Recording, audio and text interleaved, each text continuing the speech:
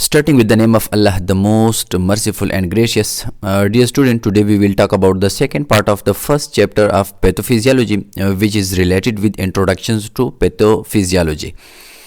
जिसमें हमने मुख्तलिफ़ किस्म की बेसिक कॉन्सेप्ट जो कि पैथोफिजियोलॉजी के लिए बहुत ज़्यादा ज़रूरी है and which we provide the foundation for the course and discipline of pathophysiology. यानी जिस तरह मैंने आप लोगों को बताया था कि हर एक कोर्स के लिए, हर एक सब्जेक्ट के लिए कुछ फाउंडेशंस होती है, कुछ उसके बेसिक कॉन्सेप्ट होती है जिसको समझना बहुत ज़्यादा ज़रूरी है, क्योंकि वो कॉन्सेप्ट बार बार उस सब्जेक्ट के अंदर यूज़ होते हैं।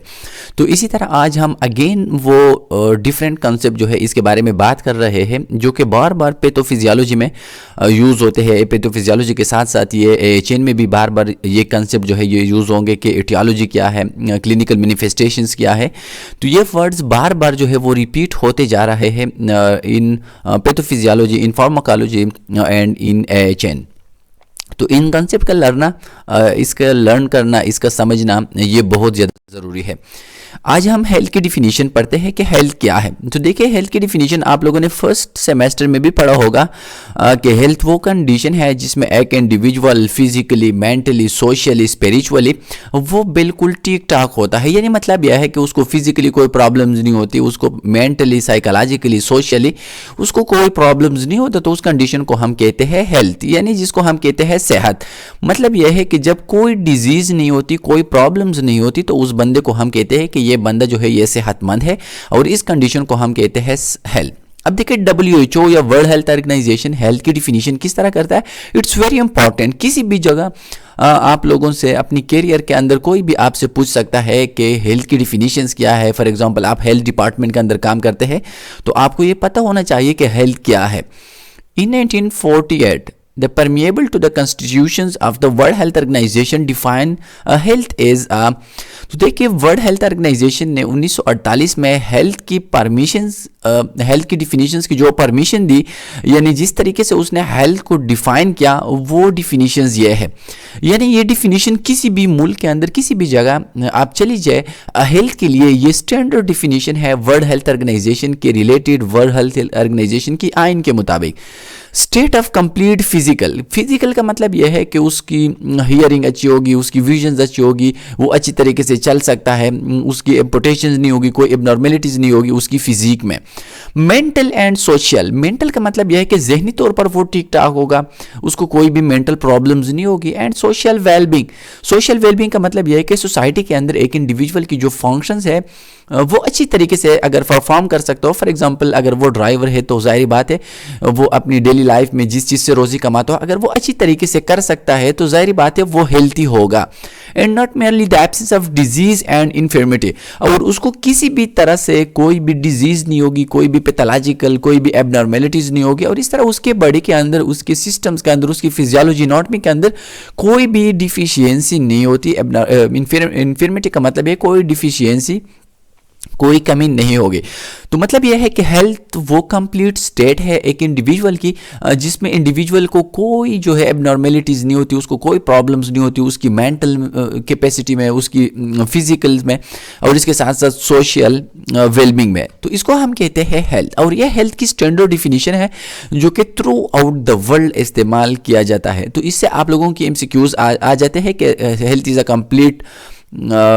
Complete wellbeing of physical, mental, social. तो आप लोगों को ये ऑप्शंस दिए जाते हैं, और at the end for example आप लोगों से पूछा जाए कि ऑल ऑफ दिस, तो आप लोगों ने इसके ऑप्शन को जो है ये याद रखना है अगर आप हेल्थ की डिफिनीशन को अच्छी तरीके से समझ। डिजीज का मतलब यह है डिस, यानी डिस का मतलब यह है कि अगर एक बंदा ही और शी कांट फील इजीनेस, तो उसको हम कहते हैं डिजीज। यानी डिजीज का मतलब यह कि अगर एक बंदे को कोई प्रॉब्लम्स हो, वो अच्छा फील नहीं करता, तो उसको हम कहते हैं डिस। A disease has been defined as an interruption, cessation और disorder of a body system और organ structure that is characterized usually by recognized etiological agents or agents. Single agent भी हो सकता है, और इसके लिए मल्टीपल भी। An identifiable group of sign and symptom are consistent anatomic alteration. तो देखिए, डिजीज के लिए इसकी जो डिफिनीशन है वो ये है कि डिजीज ये एक इंटरप्शन है, ये एक चेंज है सीजेशन है या किसी सिस्टम के फॉर एग्जांपल उसकी जो फंक्शंस है अगर वो फंक्शन लॉस हो जाए, फॉर एग्जांपल पैरालिसिस हो जाए, तो पैरालिसिस फॉर एग्जांपल जाहिर बात है कि पैरालिसिस के रिजल्ट में ह्यूमन बॉडी की जो ग्रिप की पावर है वो वीक होगी एक साइड की, तो ये एक सीजेशन है, यानी उसके बॉडी की पार्ट्स की जो फंक्शंस था नॉर्मल वो खत्म हो गया, वो डिस्ट्रॉय हो गया, तो उसको हम कहते हैं cessation. Or disorder of a body system और ऑर्गन, या एक बॉडी की भी डिसऑर्डर हो सकती है, एक बॉडी सिस्टम की एक ऑर्गन की भी जो है हो सकती है।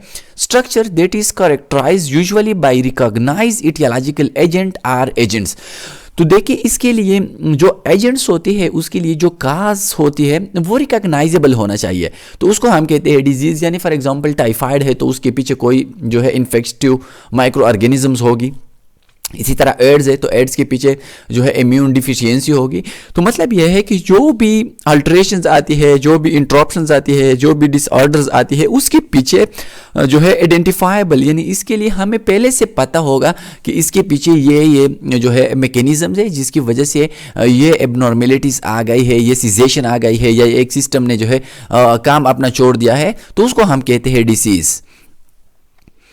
इसके लिए एक देखिए, इसके लिए एक एजेंट भी हो सकता है और मल्टीपल एजेंट भी हो सकती है, जिस तरह डायबिटिक मेलाइटिस है। अब डायबिटिक मेलाइटिस के लिए जो एजेंट्स है उसमें सबसे फर्स्ट जो है वो है ओबिसिटी, यानी ओबिसिटी जो है ये इसके लिए एक रिस्क फैक्टर है, ये इसके लिए एजेंट हो सकता है। इस तरह जो है लेजीज लाइफस्टाइल, अगर ज़्यादा शुगर बंदे इस्तेमाल करें, हैवी इंटेक ऑफ शुगर, तो ये सब इसके लिए जो है इटियोलॉजिकल एजेंट्स है। अब देखिए ये एक भी हो सकता है और मल्टीपल भी हो सकते हैं डिजीज़ को काज करने के लिए। तो जाहिर बात है डिफिनीशन, अगर आप डिफिनीशन को देख ले तो डिफिनीशन का मतलब यह है कि डिजीज़ हम उस कंडीशन को कहते हैं जिसमें एक सिस्टम की या एक ऑर्गन की जो फंक्शंस है या वो कम हो जाए या बिल्कुल वो कंप्लीट लॉस हो जाए या उसमें थोड़ा सा चेंजेस आ जाए, तो उस कंडीशन को हम कहते हैं डिजीज। और इसके लिए जो कॉजेटिव एजेंट्स होती है वो आइडेंटिफाइबल होना चाहिए, यानी हमें ये पता होना चाहिए कि these agent is the main cause of the disease. Sign and symptom are consistent anatomic alteration, और डिजीज की जो साइन एंड सिम्टम्स होती है वो भी आइडेंटिफाइबल होनी चाहिए, यानी अगर हम उसको असीज करें, पेशेंट को हम देख ले, पेशेंट को हम डायग्नोज कर ले, तो हमें पता होना चाहिए कि पेशेंट की ये साइन सिम्टम्स है और ये साइन सिम्टम जो है ये इंटर रिलेटेड है या ये कोरिलेटेड है with the specific type of disease. The aspect of the disease process include etiology, pathogenesis, morphologic changes, clinical manifestation, diagnosis and clinical scores। तो मतलब यह है कि एक डिजीज़ की जो एस्पेक्ट है उसकी जो डिफरेंट पर्सपेक्टिव है, इसमें एटियोलॉजी है, पैथोजेनेसिस है, यानी these all are related with the course and mechanism of disease. तो देखिए हमने डिजीज़ को डिफाइन किया, डिजीज़ को हमने अंडरस्टैंड किया। अब डिजीज़ को काज करने के लिए डिफरेंट जो है एटियोलॉजिकल इसके लिए काजेज है। इस तरह डिजीज़ के रिजल्ट में जो साइन सिम्टम्स अपियर होती है वो हर एक डिजीज़ के रिलेटेड डिफरेंट होते हैं। मलेरिया के सिम्टम्स एक तरह के होते हैं, टाइफाइड के सिम्टम्स दूसरी तरफ के होते हैं, टीबी के सिम्टम्स दूसरी साइड के होती है। तो मतलब ये कि all these have separate sign and symptoms. तो मतलब यह है कि डिजीज के साथ जो चीज़ें रिलेटेड है, जो कॉन्सेप्ट रिलेटेड है, उसमें एटियोलॉजी है, पैथोजेनेसिस है, मॉर्फोलॉजिकल चेंजेस है, क्लिनिकल मैनिफेस्टेशंस है, डायग्नोसिस एंड क्लिनिकल कोर्स। तो अब हम उसमें से एक एक को अंडरस्टैंड करने की कोशिश करते हैं कि एटियोलॉजी क्या है और ये बाकी कॉन्सेप्ट जो है ये क्या है। इटियोलॉजी का मतलब यह है द काज ऑफ डिजीज, यानी डिजीज को काज करने के लिए जो रिस्पॉन्सिबल है उसको हम कहते हैं इटियोलॉजी। अब देखिए किसी जगह पे इटियोलॉजी माइक्रो ऑर्गेनिजम्स है, किसी जगह पे इटियोलॉजी ऑटो इम्यून सिस्टम है, किसी जगह पे इटियोलॉजी जो है वो रेडिएशन है, किसी जगह पे वो फिजिकल फोर्सेस है, मुख्तलिफ किस्म के जो है फैक्टर्स है। अब वो चीज़ जिसकी वजह से डिजीज काज होती है उस चीज़ को हम कहते हैं इटियोलॉजी। यानी the word is derived from the Greek etiologia, giving a reason for it. It is the study of causation और ओरिजिनेशन, यानी डिजीज की कजेशन। अब देखिए ये ग्रीक वर्ड्स है जो कि इटियोलॉजिया से निकला है, इटियोलॉजिया। अब इसका मतलब क्या है? इसका मतलब यह है गिविंग अ रीज़न फॉर, यानी किसी चीज़ के लिए रीज़न प्रोवाइड करना। फॉर एग्जांपल कोई बंदा जो है वो कहते हैं कि मुझे बिजनेस में नुकसान हो गया। अब हम उससे पूछते हैं कि नुकसान क्यों हुआ, आपका जो बिजनेस, आपकी जो सामान थी वो लॉस हो गया, मसला क्या था जिसकी वजह से आपको बिजनेस में लॉस हो गया। इसी तरह जब एक पेशेंट हमें बता दे कि मुझे इसी तरह साइन सिम्टम्स है, तो हम उसके पीछे जो काज है उस डिजीज़ के लिए, ज़ाहिर बात है एक पेशेंट है फॉर एग्जांपल उसने रोड ट्रैफिक एक्सीडेंट किया, तो उसके पीछे जो लॉजिक है वो आरटीए एक्सीडेंट है, फिजिकल फोर्सेस है। किसी पेशेंट को टाइफाइड की जो फेवर है, तो जाहिर बात है उसके पीछे जो है वो पॉजिटिव एजेंट्स जो है, एटियोलॉजी जो है उसकी है माइक्रो ऑर्गेनिजम्स की, तो उसको हम कहते हैं etiology. There are two type of etiology. आप देखिए एटियोलॉजी की दो टाइप्स है, एक को हम कहते हैं जेनेटिकल, दूसरे को हम कहते हैं एक्वायर्ड। अब देखिए जेनेटिकल्स क्या है। जेनेटिकल का मतलब यह है due to abnormalities of chromosomes called mutation और डिफेक्ट इन जीन।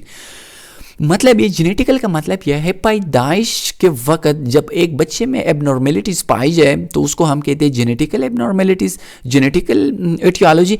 और ये जेनेटिकल एटियोलॉजी उसकी क्रोमोसोम्स में, यानी उसकी डेवलपमेंट के दौरान, उसकी यूट्रस के अंदर डेवलपमेंट के दौरान उसके क्रोमोसोम्स में एबनॉर्मेलिटीज आ जाती है, या रेडिएशन की वजह से वहाँ पे म्यूटेशन आती है, मुख्तलिफ किस्म की मेडिसिन की वजह से म्यूटेशन आती है, या जीन्स के अंदर कुछ डिफेक्ट होती है, जिनके अंदर जो जेनेटिक कोड्स होती है उस कोड्स के अंदर कोई डिफेक्ट आती है, जिसकी वजह से एक बच्चे में पैदाइश के वक्त जो है एबनॉर्मेलिटीज आती है। जिस तरह कंजेनिटल हार्ट प्रॉब्लम्स है, बच्चे की जो है हार्ट में सुराख होती है, इस तरह जो है कंजेनिटल जो है लो आईक्यू लेवल है, यानी बच्चे की पैदाइश के वक्त जो है उसकी आईक्यू लेवल, उसकी जो इंटेलिजेंट क्वोशेंट है वो कम होती है। तो ये सब जो है ये जेनेटिकल प्रॉब्लम्स है, और इसको हम कहते हैं इस तरह क्लेफ्ट फिट और क्लेफ्ट पैलेट्स जो है, cleft lips and cleft palates, तो ये भी जेनेटिकल डिसऑर्डर है, और इसके लिए जो काज है वो क्रोमोसोम्स के अंदर या जीन के अंदर डिफेक्ट या वहाँ पे म्यूटेशन है।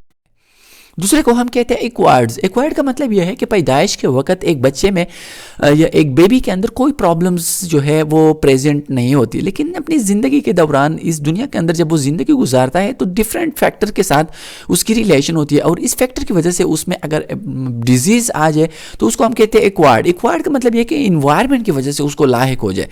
तो इसमें डिफरेंट है, ये बहुत ज़्यादा इंपॉर्टेंट है। You may remember all these agents. तो इसमें सबसे फर्स्ट वन जो है इसको हम कहते हैं बायोलॉजिक्स, यानी अगर बैक्टीरिया हो, वायरसेस हो, माइक्रो ऑर्गेनिजम्स हो, कोई जानदार हो, कोई लिविंग थिंग हो, तो उसको हम कहते हैं बायोलॉजिकल एजेंट्स। और इसकी वजह से फॉर एग्जांपल डॉग बाइट्स है, फॉर एग्जांपल कैट बाइट्स है, डिफरेंट वायरसेस है, बैक्टीरियाज है, फंजाई है, अगर इसकी वजह से डिजीज़ काज हो जाए तो उसको हम कहते हैं बायोलॉजिकल एजेंट, यानी वो लिविंग एजेंट से रिस्पॉन्सिबल है डिजीज़ की कॉज के लिए। दूसरे फिजिकल एजेंट्स यानी ट्रॉमा बॉर्न रेडिएशन, यानी फॉर एग्जांपल एक बंदे ने जो है एक्सीडेंट्स किया, जो है वो जल गया, रेडिएशन को एक्सपोज हो गया, तो उसको हम कहते हैं फिजिकल एजेंट्स। केमिकल एजेंट्स या chemical poison, for example drug overdose हो गया, अल्कोहल पॉइजनिंग हो गया, डिफरेंट जो है अगर पॉइजन उसने खा लिया, जिस तरह आप लोग देखते हैं मुख्तलिफ लोग डीडीटी वगैरह का यूज़ कर लेते हैं जो है सुसाइड के लिए, इस तरह डिफरेंट लोग जो है वो जो हमारा अद्वियात यूज़ कर लेते हैं। तो मतलब यह है कि अगर केमिकल्स हम यूज़ करें, जो है अगर केमिकल यूज़ करें और इस केमिकल की एक्सेस की वजह से या wrong use of the chemical की वजह से कोई डिजीज़ काज हो जाए तो उसको हम कहते हैं chemical poison. Nutritional deficiency, excess or deficient. तो देखिए कुछ जगहों पे न्यूट्रिशनल डिफिशियंसी, जिस तरह एनीमिया है, पॉलीसाइथीमिया है, जिसमें आयरन डिफिशियंसी एनीमिया है, मुख्तलिफ किस्म के प्रॉब्लम्स जो कि न्यूट्रिशन की डिफिशियंसी की वजह से आ जाती है। इस तरह मरासमस है, काशिकोर है, जो है ये different type of nutritional deficiency है, जिसकी वजह से डिफरेंट टाइप ऑफ प्रॉब्लम जो है वो काज होती है। तो उस एजेंट्स को हम कहते हैं nutritional deficiency. Abnormal immunological reaction, इस तरह एबनॉर्मल इम्यूनोलॉजिकल रिएक्शंस है, जिस तरह हाइपर सेंसिटिविटी रिएक्शंस है, जिस तरह ऑटो इम्यून डिफिशियंसी सिंड्रोम्स है। तो देखिए इसमें इम्यून सिस्टम जो है या वो ओवर एक्टिवेट होता है या वो हाइपो एक्टिवेट होती है, जिसकी वजह से प्रॉब्लम्स काज होती है। इन physiological factors, different physiological factors है, ड्यूरिंग डिफरेंट इन्वायरमेंटल फैक्टर्स है, जिसकी वजह से भी डिजीज़ काज होती है। जिस तरह हीट है, कोल्ड इन्वायरमेंट है, जो है वाइंड है, डिफरेंट टाइप ऑफ फैक्टर्स है जिसको हम कहते हैं फिजियोलॉजिकल इन्वायरमेंटल फैक्टर्स, जिसकी वजह से डिजीज़ काज होती है। तो ये सब जो है ये इंक्लूड है in the category of acquired aetiological agents. Risk factors, तो देखिए एक होता है एटियोलॉजिकल फैक्टर या एजेंट्स, दूसरा है रेस फैक्टर। तो देखिए रेस फैक्टर जो है इसको थोड़ा सा आप लोग इसके कंसेप्ट को आप लोग समझने की कोशिश करें। रेस फैक्टर का मतलब यह है कि ये डायरेक्टली एक डिजीज को काज नहीं करते, लेकिन डिजीज के लिए जो इन्वायरमेंट होती है, फेवरेबल इन्वायरमेंट, उसको जो है फैसिलिटेट करता है, उसको जो है हैपन करने के लिए, उसको कायम करने के लिए जो है वो हेल्प करता है। जिस तरह डायबिटीज़ मेलाइटिस है, तो देखिए डायबिटीज़ मेलाइटिस दो तरह की होती है, एक जो है इंसुलिन डिपेंडेंट, दूसरा इंसुलिन अनडिपेंडेंट जो है डायबिटीज़ मेलाइटिस। एक में इंसुलिन की ज़रूरत होती है, दूसरे में इंसुलिन की ज़रूरत नहीं होती। तो इसके लिए different type of aetiological factors है, इसके लिए डिफरेंट रिस्क फैक्टर्स है। तो देखिए इसके लिए जो मेन फैक्टर्स है वो पेंक्रियाज में होती है, जो एटियोलॉजिकल फैक्टर्स है, लेकिन दूसरी साइड पे उसके लिए कुछ रिस्क फैक्टर भी है। रिस्क का मतलब यह है कि ये डिजीज के लिए इन्वायरमेंट को फेवरेबल बनाता है। The multiple factors that predispose to a particular disease often are referred to as risk factor। तो देखिए एक डिजीज को काज करने के लिए जो फेवरेबल इन्वायरमेंट होती है उसको हम कहते हैं रिस्क फैक्टर। जिस तरह लेजिस लाइफस्टाइल है, जो है ओवर ईटिंग है, इसी तरह ओबिसिटी है, तो ये सब जो है रिस्क फैक्टर है। किस चीज़ के लिए? डायबिटीज मेलाइटिस के लिए। कंजेनिटल कंडीशन, कंजेनिटल कंडीशन वो कंडीशन है जो कि ड्यूरिंग द बर्थ या इनसाइड द यूट्रस एक बच्चे में पाई जाती है। तो उस कंडीशन को, उस प्रॉब्लम को हम कहते हैं congenital condition. Congenital condition are defect that are present at birth although they may not be evident until later in life। तो देखिए मतलब यह है कि जब एक बच्चा पैदा हो जाए और बच्चे की पैदाइश के वक़्त हमें उसके बच्चे के जो है हेल्थ के अंदर, बच्चे की जिस्म के अंदर, बॉडी के अंदर हमें कुछ प्रॉब्लम जो है वो पाई जाए, तो उसको हम कहते हैं कंजेनिटल डिफेक्ट या कंजेनिटल कंडीशन। जिस तरह एक नॉर्मल है जिसको हम कहते हैं न्यूरोनल ट्यूब डिफेक्ट या न्यूरल ट्यूब डिफेक्ट, जिसको हम कहते हैं एनटीडीज, जो कि फोलिक एसिड की डिफिशियंसी की वजह से काज होती है। तो ये कंजेनिटल प्रॉब्लम्स है। ये एक कंजेनिटल यानी बच्चे की पैदाइश के वक्त उसके यूट्रस के अंदर अगर कोई जो है एबनॉर्मेलिटी काज हो जाए तो उसको हम कहते हैं कंजेनिटल कंडीशन।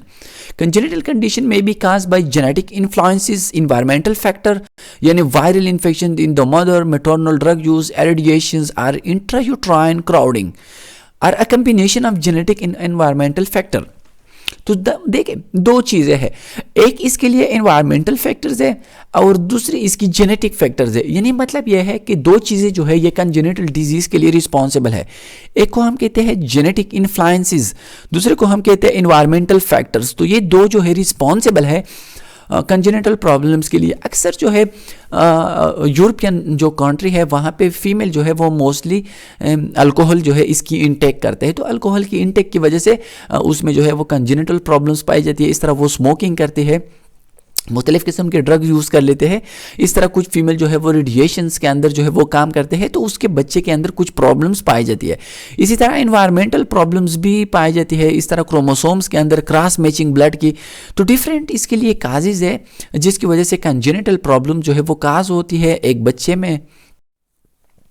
पैथोजेनेसिस, तो देखिए एक को हम कहते हैं वायरुलेंसी, दूसरे को हम कहते हैं पैथोजेनेसिस। वायरुलेंसी का मतलब यह है that intensity level of disease is called virulency, यानी डिजीज की शिद्दत को हम कहते हैं वायरुलेंसी। एक डिजीज जो है या एक बीमारी कितना मोहलिक है, वो कितना सीवियर है, उसकी सेवेरिटी की लेवल क्या है, तो उसको हम कहते हैं वायरुलेंसी। दूसरा है pathogenesis, the disease causing ability of micro organism या disease causing agent is called pathogenesis. यानी एक डिजीज की जो है एक माइक्रो ऑर्गेनिजम्स की, फॉर एग्जांपल एक ह्यूमन बॉडी के अंदर एंट्री से लेके फर्स्ट साइन एंड सिम्टम्स तक उसके जो प्रोडक्शन है डिजीज को काज करने के लिए, उस ड्यूरेशन को या उस टाइम को हम कहते हैं पैथोजेनेसिस। यानी pathogenesis the consequence of cellular and tissue events that take place from the time of initial contact with an etiological agents until the ultimate expression of disease। यानी फॉर एग्जांपल एक human being को किसी disease causing agent के साथ exposure हो गया। अब इस एक्सपोजर के टाइम से लेके उसमें डिजीज के साइन एंड सिम्टम अपीयर होने तक उस ड्यूरेशन को हम कहते हैं pathogenesis. The ability of an agent to cause disease, या सिंपल वर्ड्स में किसी भी एजेंट की वो एबिलिटी जिसकी वजह से वो डिजीज काज करती है उसको हम कहते हैं pathogenesis. Depend on it's speed of production, extent of tissue damage and production of toxins। तो देखिए डिजीज की पैथोजेनेसिस के लिए जो है स्पीड ऑफ प्रोडक्शन, यानी अगर केमिकल्स प्रोड्यूस होती है या टॉक्सिन्स प्रोड्यूस होती है तो उसकी स्पीड क्या है, एक्सटेंट ऑफ टिश्यू डैमेज क्या है, कितनी हद तक जो है वो टिश्यू डैमेज है, एंड प्रोडक्शन ऑफ टॉक्सिन्स, और किस हद तक जो है वो टॉक्सिन्स प्रोड्यूस है। तो ये सब डिपेंड करता है पैथोजेनेसिस के ऊपर। मॉर्फोलॉजी यानी सेल के स्ट्रक्चर को हम कहते हैं morphology. Morphology refer to the fundamental structure और फॉर्म ऑफ सेल और टिश्यू। सिंपल वर्ड्स में मॉर्फोलॉजी का मतलब यह है कि सेल की स्ट्रक्चर क्या है, सेल के अंदर कौन से ऑर्गेनेल्स है, सेल की जो मेम्ब्रेन्स है उसमें कौन कौन से डिफरेंट पार्ट्स है, सेल के अंदर जो ऑर्गेनेल्स है उसके फंक्शंस क्या है, तो उस सब चीज़ों को हम कहते हैं मॉर्फोलॉजी। यानी सेल के अगर स्ट्रक्चर को हम स्टडी करना चाहते हैं तो उस स्टडी को हम कहते हैं morphology. Morphology change are concerned with both the gross anatomic and microscopic change that are characteristic of a disease। तो मॉर्फोलॉजिकल चेंज क्या, मॉर्फोलॉजिक चेंज का मतलब यह है कि अगर ह्यूमन बॉडी की एनाटॉमी में ब्रॉड चेंजेस आ जाए, वहाँ पे कोई जो है विजिबल चेंजेस आ जाए या माइक्रोस्कोपिक चेंजेस आ जाए तो उसको हम कहते हैं कि इसकी वजह से डिजीज काज हो गया। यानी ह्यूमन बॉडी की मॉर्फोलॉजी के अंदर अगर कोई चेंजेस आ जाए तो उसको हम कहते हैं डिजीज। मतलब यह है कि उसकी लेट सपोज माइटोकॉन्ड्रिया का काम जो है वो है power house of the cell, अगर वो अपना काम करना छोड़ दे तो उसकी वजह से भी डिजीज काज होती है। तो मतलब यह है कि मॉर्फोलॉजी में कोई भी चेंजेस आ जाए तो उसको हम कहते हैं डिजीज, और ये डिजीज के लिए जो है रिस्पॉन्सिबल है। क्लिनिकल मैनिफेस्टेशन, एक डिजीज को हम जिस साइन एंड सिम्टम से पहचानते हैं हम उसको कहते हैं क्लिनिकल मैनिफेस्टेशन। यानी हमें किस तरह पता चलता है, जब हम एक पेशेंट को देखते हैं, जब हम एक क्लाइंट को देखते हैं तो हमें पता चलता है उसके साइन एंड सिम्टम के बेस पे कि इस बंदे को फ्ला टाइप की डिजीज है। तो अब ये किस चीज़ की वजह से हमें पता चलता है, कौन से सिम्टम्स है, कौन से वो विजिबल जो है वो आइडियाज़ है, कौन से वो विजिबल साइंस है, सिम्टम्स है, जिसके बेस पे हमें डिजीज का पता चलता है, तो उसको हम कहते हैं क्लिनिकल मैनिफेस्टेशन।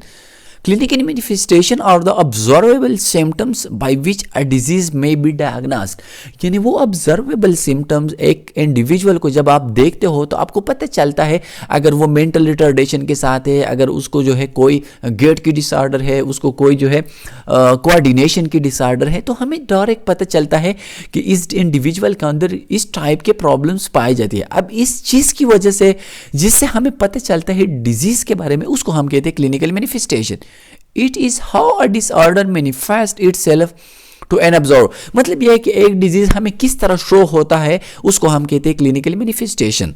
यानी लेट सपोज जब आप किसी गाड़ी को देखते हो तो आपको पता चलता है कि इस गाड़ी की जो कलर है वो लेट सपोज वो वाइट है या ग्रीन है, वो टोयोटा का या वो करोला का जो है वो कार है, उसकी मॉडल कितना है। अब देखिए हमें उसके बॉडी के अंदर उसकी शेप की वजह से हमें उसके बारे में इल्म होता है। जस्ट लाइक द सेम जब हम एक इंडिविजुअल को देखते हैं तो उसकी साइन एंड सिम्टम के बेस पे हमें उसकी डिजीज का पता चलता है। अब देखिए ये दो चीज़ें, एक को हम कहते हैं साइन एंड दूसरे को हम कहते हैं symptoms.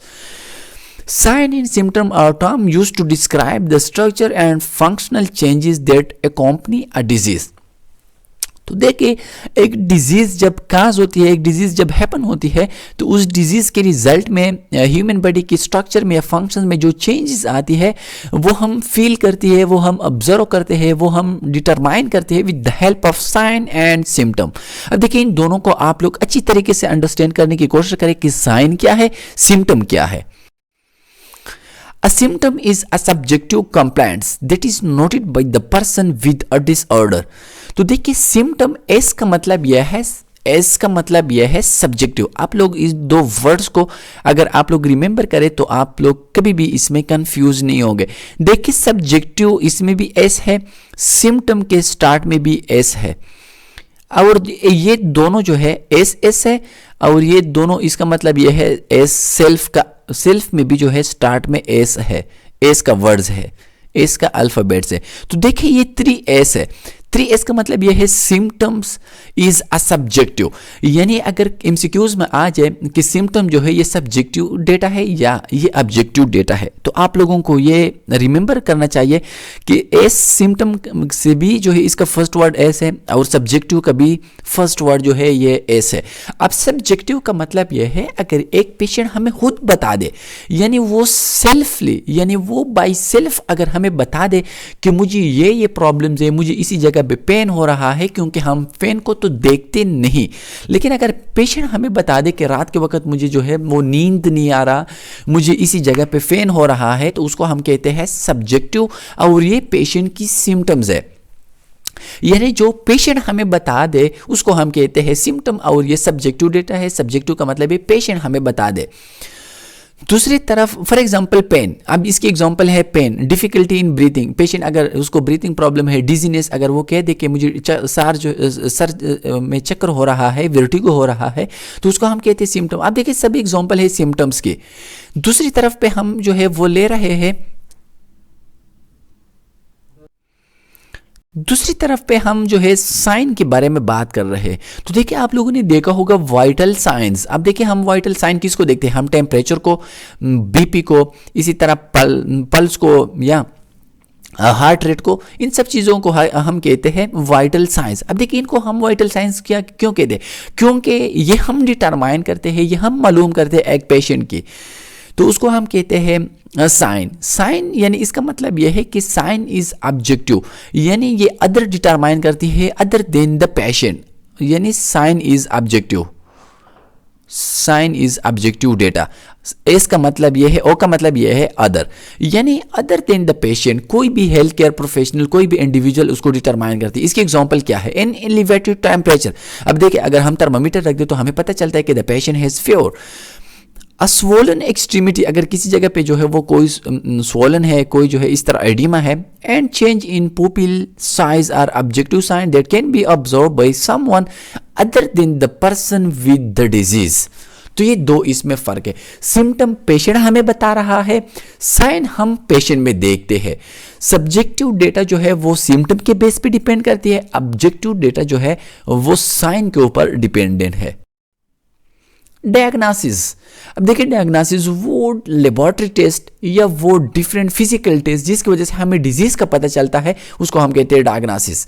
A diagnosis is the designation as to the nature और cause of a health problem, bacterial, pneumonia और हेमोरेजिक स्ट्रोक। यानी एक डिजीज को हम जिस चीज से डिटरमाइन करते हैं उसको हम कहते हैं diagnosis. The diagnostic process usually require a careful history and physical examination। अब देखिए डायग्नोसिस, जिस तरह हम नर्सिंग डायग्नोसिस के बारे में बात करते हैं, तो देखिए इसमें हम कोई लेबोरेटरी टेस्ट वगैरह तो नहीं करते, लेकिन पेशेंट की साइन एंड सिम्टम के बेस पे हम उसकी डायग्नोसिस करते हैं। इसी तरह साइन एंड सिम्टम के बेस पे हम डायग्नोसिस करते हैं, जिसको हम कहते हैं नर्सिंग डायग्नोसिस। दूसरी साइड पे लेबोरेटरी के बेस पे भी हम जो है डायग्नोसिस कर सकते हैं एक पेशेंट की डिजीज की, एक पेशेंट की प्रॉब्लम की।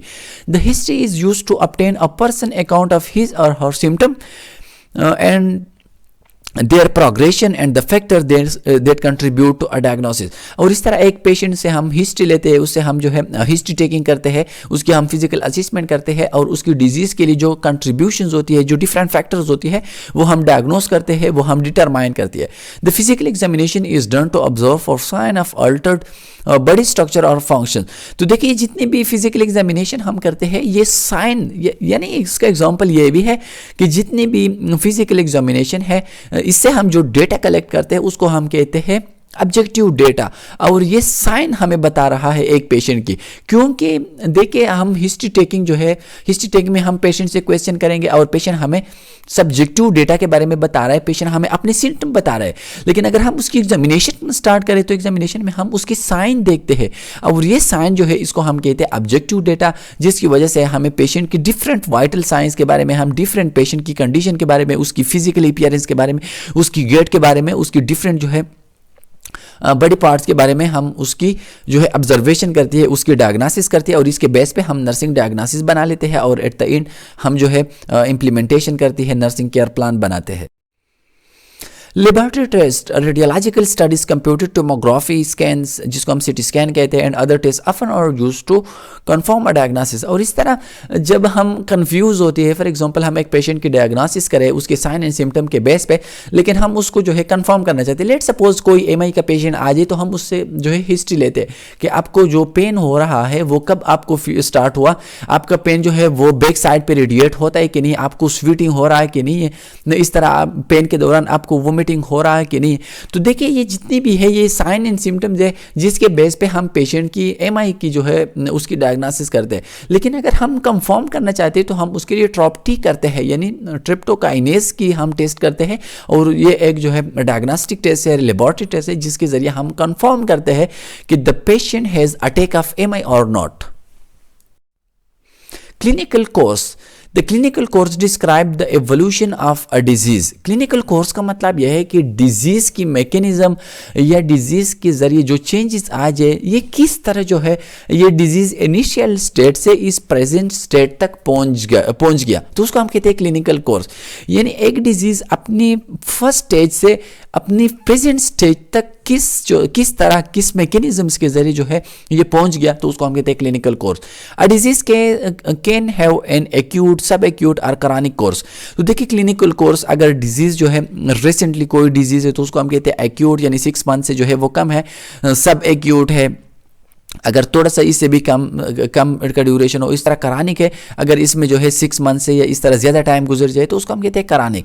तो ये हम क्लिनिकल कोर्स को देखते हैं, और क्लिनिकल कोर्स के बेस पे हम पेशेंट की जो केयर है, पेशेंट की जो ट्रीटमेंट प्लान है, हम उसको जो है सेट करते हैं। लेट सपोज एक पेशेंट आ गया, वो कैंसर की फर्स्ट स्टेज पे है, तो इसकी क्लिनिकल कोर्स का मतलब ये कि उसके सेल्स के अंदर जो चेंजेस है वो थोड़े से कम है, तो इसकी क्लिनिकल केयर और ट्रीटमेंट एक साइड पे होगी। दूसरा पेशेंट जो है वो थर्ड स्टेज पे या लास्ट स्टेज पे आ गया, तो उसकी ट्रीटमेंट प्लान दूसरी साइड पे होगी, तो उसको हम कहते हैं क्लिनिकल कोर्स। यानी डिजीज की जो स्टेटस है वो किस स्टेज पे है, उसको हम कहते हैं clinical course. An acute disorder is one that is relatively severe but self-limiting। तो देखिए एक्यूट डिसऑर्डर का मतलब यह है कि डिजीज़ की जो ड्यूरेशन होती है वो थोड़ी सी कम होती है, लेकिन उसकी सिवियरिटी ज़्यादा होती है, यानी उसकी इनिशियल स्टेट होती है, उसको हम कहते हैं एक्यूट। दूसरे chronic disease implies continuous long term process, और जो जितनी भी क्रॉनिक डिजीज़ है, जिस तरह एड्स है, अब देखिए एड्स की हमें पता नहीं चलता, 5 ईयर के बाद, 6 ईयर के बाद या 10 ईयर के बाद हमें पता चलता है कि इस बंदे को जो है वो एड्स है, तो इसको हम कहते हैं chronic disease. A chronic disease can run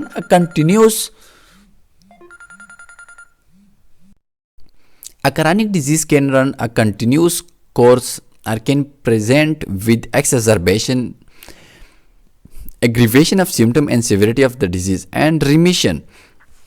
तो देखिए क्रॉनिक डिजीज में जो है इसमें 2 स्टेजेस होती है, एक को हम कहते हैं एक्सेजरबेशन एंड दूसरे को हम कहते हैं रिमिशन। एक्सेजरबेशन का मतलब यह है वो स्टेज जिसमें डिजीज के जो सिम्टम्स है वो बहुत ज़्यादा सीवियर बन जाती है, तो उस स्टेज को हम कहते हैं एक्सेजरबेशन। दूसरे को हम कहते हैं रिमिशन पीरियड। अब रिमिशन पीरियड वो पीरियड है जिसमें डिजीज के जो सिम्टम्स होते हैं, जो साइन सिम्टम्स होते हैं, वो थोड़े से उसकी सेवेरिटी कम होती है, उसकी इंटेंसिटी कम होती है। Subacute disease is intermediate or between acute and chronic.